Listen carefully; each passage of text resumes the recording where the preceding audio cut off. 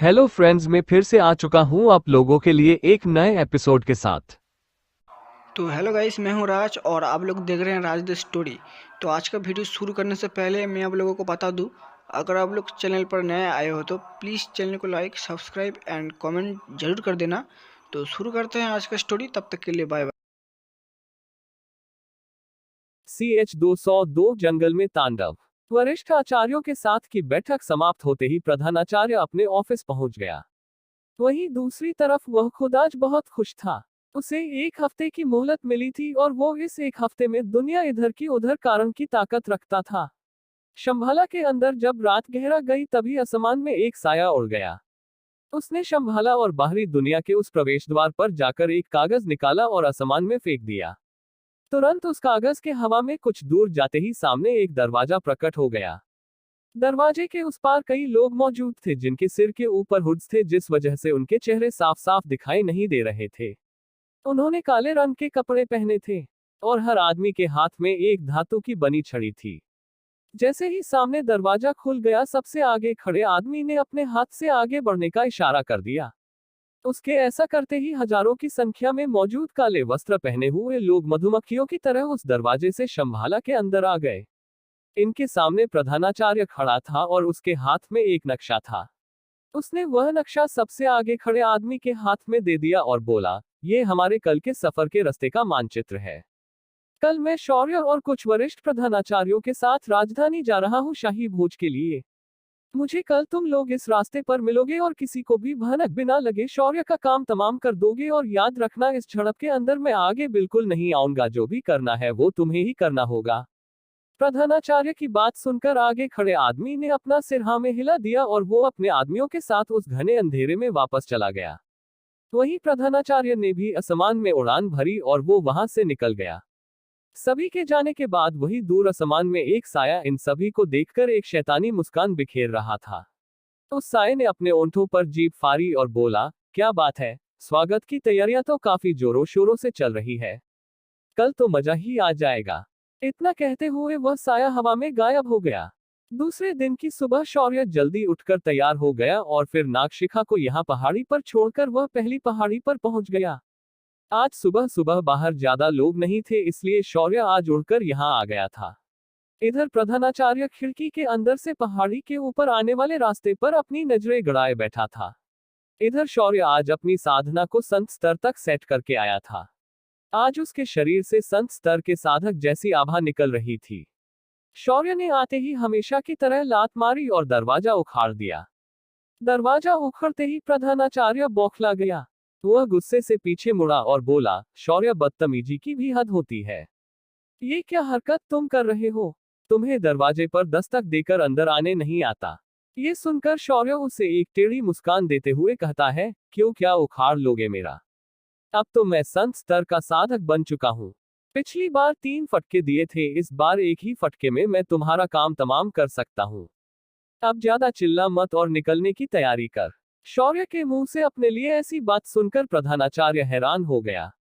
ये वही शौर्य है ना जो कल मुझे इतनी रिस्पेक्ट के साथ लोगों के सामने बोल रहा था।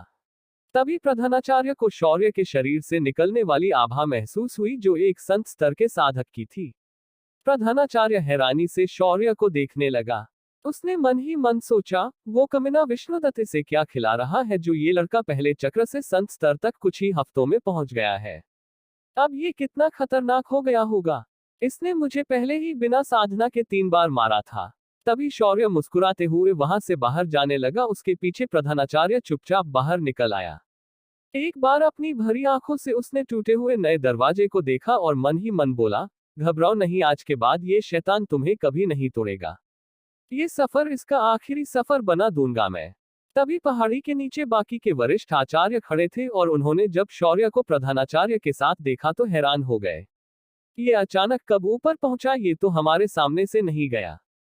ऐसे सवाल उनके मन में उठ रहे थे, लेकिन तभी एक वरिष्ठ आचार्य बोल पड़ा, अरे ये तो संत स्तर तक पहुंच गया है। उसकी बात सुनकर सभी लोग अब शौर्य को पहले से ज्यादा हैरान से देख रहे थे। एक आचार्य तो जोर से बोल पड़ा, ये इंसान है या कोई शैतान? इसकी साधना इतनी कैसे बढ़ सकती है? उस आदमी की आवाज शौर्य ने भी सुनी थी। वो मुस्कुराया और आते हुए उस आचार्य से बोला, मेरे गुरु की कृपा है ये। उन्होंने मेरी साधना में बहुत मदद की है। मैं मुकाबले तक संत आशिया बन जाऊंगा और इस बुढ़े को कुत्ते की तरह धो डालूंगा। शौर्य ने अगर ये पहले कहा होता तो कोई उस पर यकीन नहीं कर सकता था, पर उनके सामने खड़ा शौर्य पहले ही संत स्तर तक पहुंच गया है। उसे संत अधिपति बनने में 1 हफ्ता भी ज्यादा समय होगा। शौर्य ने उसके बाद सभी साथ आने वाले आचार्यों को झुककर प्रणाम किया और बोला, मैं आपके छत्रछाया में सुरक्षित महसूस करूंगा अगर आप मेरे साथ रहेंगे तो। इस गुरुकुल में आने के बाद कई लोगों ने मेरे ऊपर जानलेवा हमले किए हैं। अब तो हम गुरुकुल के बाहर जा रहे हैं, तो मैं आशा करूंगा कि आप मेरी रक्षा करेंगे। वहां मौजूद आचार्यों ने अपनी आंखें घुमा ली, मानो जैसे कह रहे हो, तुम्हें सुरक्षा की क्या जरूरत, तुम्हारे हत्थे चढ़ने वाले को मदद की जरूरत होती है। तभी आसमान से 10 से भी अधिक सफेद रंग के गरुड़ वहां उतर गए। उनके उतरते ही अलग अलग अंबारियों से माहुत नीचे उतरे और उन्होंने सभी को प्रणाम करके कहा, हमें आप सभी अतिथियों को लेने के लिए महाराज ने बुलाया है। कृपया आप हमारे साथ प्रस्थान करें। इससे हम जल्दी पहुंचकर शाही यज्ञ में सम्मिलित हो पाएंगे। माहुत की बात सुनकर सभी लोग अंबरियों में जाकर बैठ गए और गरुड़ों ने आसमान में उड़ान भर दी। उड़ान बड़ी ही धीमी गति से हो रही थी, पर अचानक गरुड़ों को क्या हुआ पता नहीं चला और वो अजीब तरह से आसमान में उल्टा कभी सीधा उड़ने लगे। माहुतों ने जैसे तैसे गरुड़ों को काबू करके उन्हें जमीन पर उतार दिया था। नीचे उतरते ही सारे गरुड़ शांत हो गए, पर जैसे ही माहुत उनके ऊपर बैठने जा रहे थे वैसे ही गरुड़ चिल्लाकर चिल्लाने लगते थे।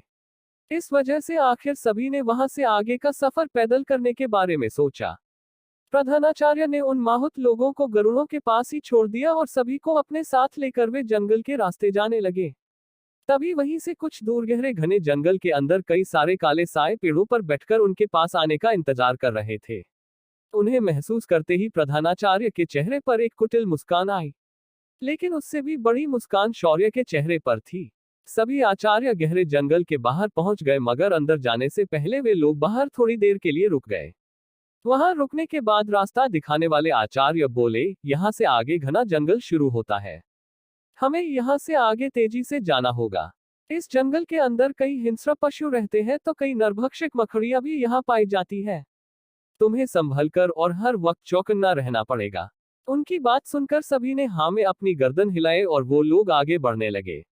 अचानक जंगल में चारों तरफ धुआं फैल गया और सामने का नजारा धीरे धीरे अदृश्य हो गया। कोहरा इतना घना था कि सामने को कोई चीज दिखाई नहीं दे रही थी। इसी कोहरे के बीच शौर्य अचानक उसकी जगह से गायब हो गया और उसकी आंखें चमकने लगी थी। वह अपनी दिव्य दृष्टि का उपयोग करके वहां मौजूद सभी कातिलों को साफ साफ देख पा रहा था। शौर्य अब किसी शिकारी की तरह पेड़ों के पीछे छुपकर उन सभी दुश्मनों को देख रहा था जो शौर्य को अंधेरे और धुएं के बीच ढूंढने लगे थे। उन हमलावरों में से एक हमलावर उस धुएं में वो शौर्य को देखने की कोशिश करने लगा। तभी सभी वरिष्ठ आचार्यों में उस अंधेरे से भरे घने कोहरे के अंदर ज्यादा देर तक रुकना सही नहीं समझा और वो बिना रुके आगे बढ़ने लगे। प्रधानाचार्य भी उनके साथ बिना कुछ कहे निकल गया। इस दौरान किसी भी आचार्य को शौर्य का ख्याल नहीं आया। इधर शौर्य ने अपने एक हाथ में रक्त सम्राज्ञी को पकड़ा था और दूसरे में चंद्रहास को पकड़ा था। शौर्य ने अपनी हत्यारी आभा को अपने शरीर से उत्सर्जित किया और उसके आसपास भयानक शांति फैल गई। वहां मौजूद कई हमलावरों को अचानक एक अनजान डर महसूस होने लगा। तभी शौर्य एक पेड़ के पीछे छुपे हुए हमलावर के पीछे उसे बिना भनक लगे खड़ा हो गई। अगले की पल उस आदमी का सिर धड़ से अलग हो चुका था।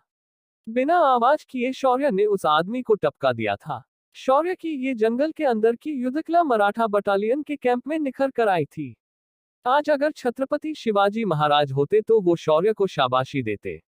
शौर्य ने उनकी युद्धकला को उस लेवल तक पहुंचा दिया था जहां तक तो मूल गनिमी कावा भी नहीं पहुंच पाया था। शौर्य किसी बेकाबू शिकारी की तरह उन लोगों को मारने लगा, पर अचानक एक हमलावर ने शौर्य को एक पेड़ के नीचे देख लिया और उसने बिना वक्त गवाए अपनी लंबी तलवार से शौर्य पर हमला कर दिया। मगर उसका हमला खाली गया, पर उस वजह से वहां मौजूद सारे हजारों हमलावर सतर्क हो गए और शौर्य को ढूंढने लगे, पर अब उन्हें कोई नहीं दिख रहा था।